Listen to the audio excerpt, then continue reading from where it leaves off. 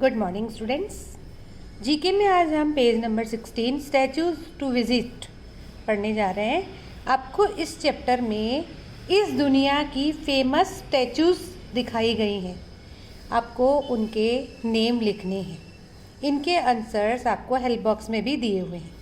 मैं इनको थोड़ा एक्सप्लेन करते हुए आपको बता रही हूँ, तो ध्यान से सुनिएगा। नंबर 1 पर है स्टैचू ऑफ लिबर्टी। ये न्यूयॉर्क के हार्बर में स्थित है।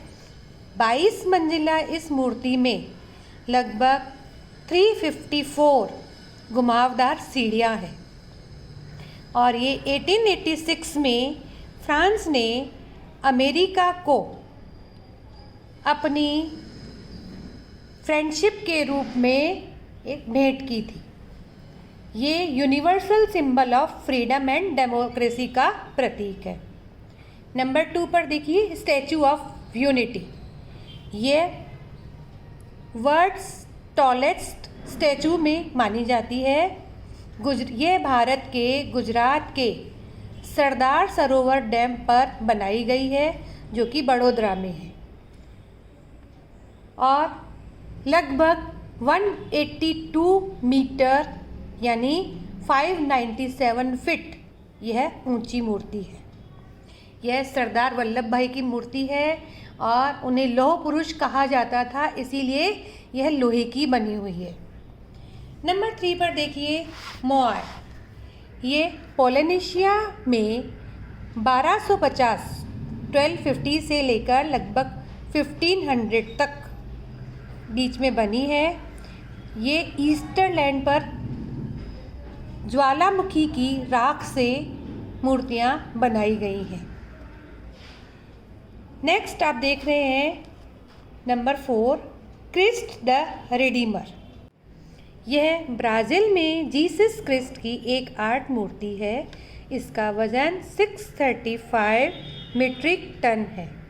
यह ईसाई धर्म के प्रतीक के रूप में रियो और ब्राज़ील की पहचान बन गई है।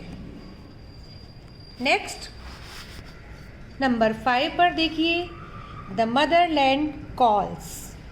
ये रूस के वोल्गोग्राड में दुनिया की सबसे ऊंची मूर्तियों में से एक है। नंबर 6 यह शंकर भगवान की 112 फीट ऊंची मूर्ति है, जो कि कोयम्बटूर में 2017 में स्थापित की गई थी। यह प्रतिमा योग के प्रति लोगों में प्रेरणा जगाने के लिए बनाई गई है, इसीलिए इसका नाम आदि योगी रखा गया है। नेक्स्ट पिक्चर देख रहे हैं, यह स्प्रिंग टेम्पल बुद्धा। यह चीन में है। चीन के हेनान में इसकी स्थापना की गई है और यह भी मूर्ति लगभग 128 मीटर ऊंची है। नेक्स्ट देख रहे हैं लिटिल मरमेड। यह डेनमार्क में है। यह 5.4 फुट ऊंची मूर्ति है और कांसे की बनाई गई है, जो कि पत्थर पर है। तिरुवल्लुवर स्टैचू। यह 41 मीटर लंबी कन्याकुमारी का प्रमुख चिन्ह स्थान है। यह संत कवि तिरुवल्लुवर को समर्पित है। लगभग 133 फीट ऊंची मूर्ति ये है।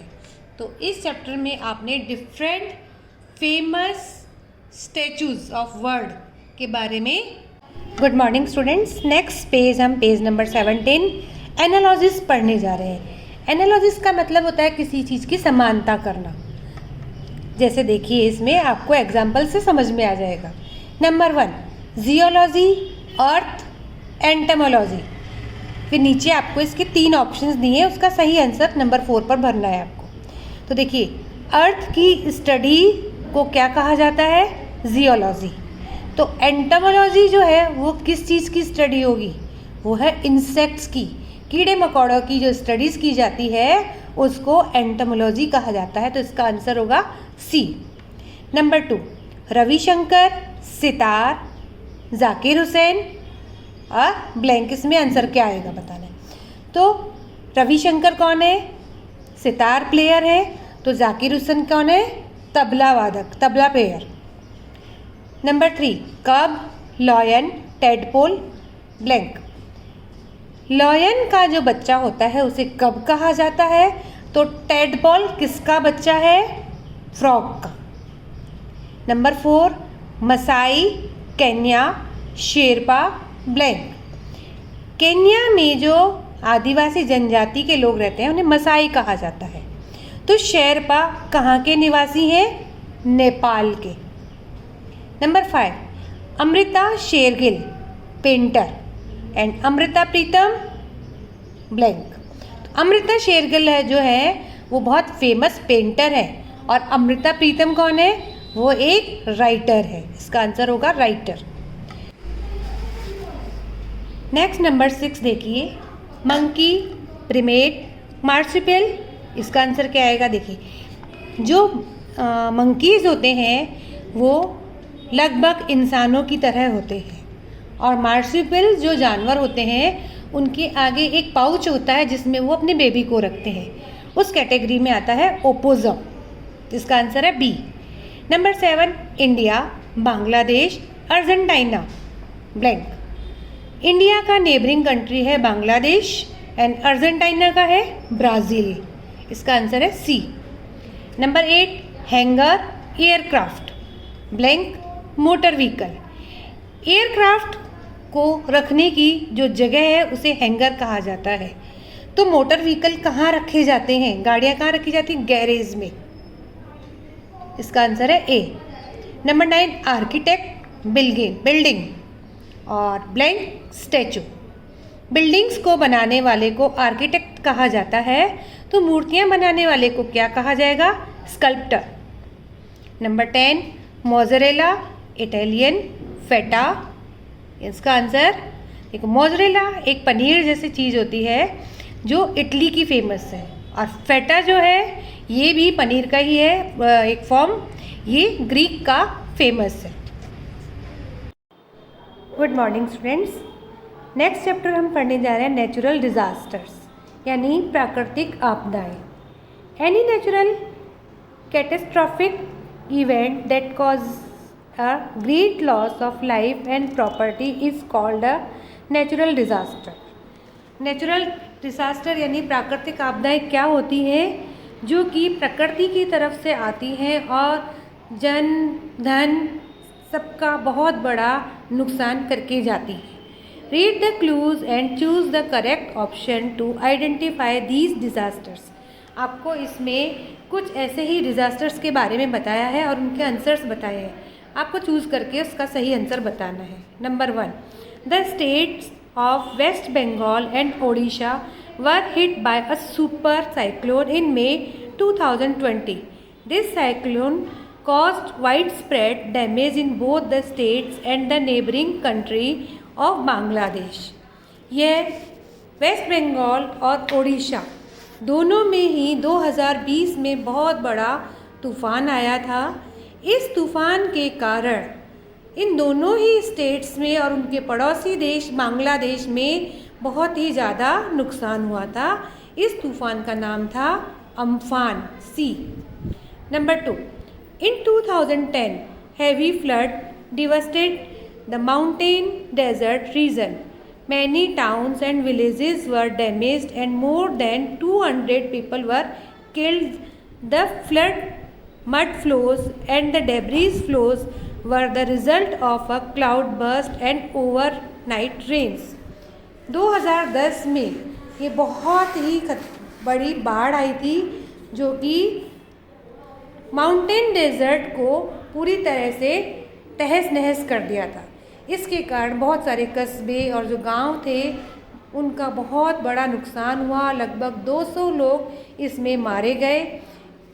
यह बाढ़ और के कारण बहुत सारी झोपड़ियाँ, घर उनमें बहकर चले गए, जो कि पूरी रात बारिश पड़ती रही और बादल गरजते रहे। ये कहाँ पर हुआ था?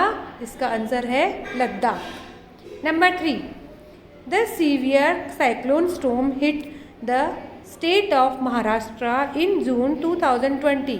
The cyclone made landfall at Alibag near Mumbai. यह बहुत खतरनाक तूफान था जो कि महाराष्ट्र में जून 2020 में आया था। इसके कारण मुंबई के पास जो अलीबाग है वहाँ पर उसको उसने तहस नहस कर दिया था। इसका नाम है, तूफान का नाम था Nisarga. Number 4, 2015 the flood in South India were a result of heavy rainfall due to the northeast monsoons, with Cuddler and being particularly hard hit. More than 500 people died in the disasters. 2015 में south India में ये बहुत ज़्यादा बारिश के कारण बाढ़ आई थी, जिसके कारण बहुत ही ज़्यादा नुकसान हुए थे। लगभग इस आपदा में 500 लोगों की मृत्यु हो गई थी। ये कहाँ आया था तूफान? चेन्नई में। Number 5, in June 2013 a major cloud burst cause massive flood and killed thousands of people in this Himalayan states. जून 2013 में यह बहुत ज़्यादा बारिश के कारण इतनी बाढ़ आ गई थी कि हिमालय का इस स्टेट में हज़ारों की संख्या में लोग मर गए थे। ये कहाँ पर आई थी? Uttarakhand. B. Number 6, in April 2015 an earthquake caused large scale destruction in this landlocked neighboring country of India. April 2015 में ये एक ऐसा भूकंप आया था जिसने कि भारत के पड़ोसी देश को अलग कर दिया था। ये है, इसका आंसर है Nepal. Number 7, the world has been dealing with the pandemic that causes acute respiratory problems. The first case of this pandemic was reported in China in December 2019. पूरी दुनिया को हिलाने वाली ये पेंडेमिक बीमारी, जिसके कारण लोगों को सांस की प्रॉब्लम हो रही थी, इसका पहला केस जो था 2019 में दिसंबर में चाइना से आया था। ये सबको पता है, इसका आंसर है कोविड-19।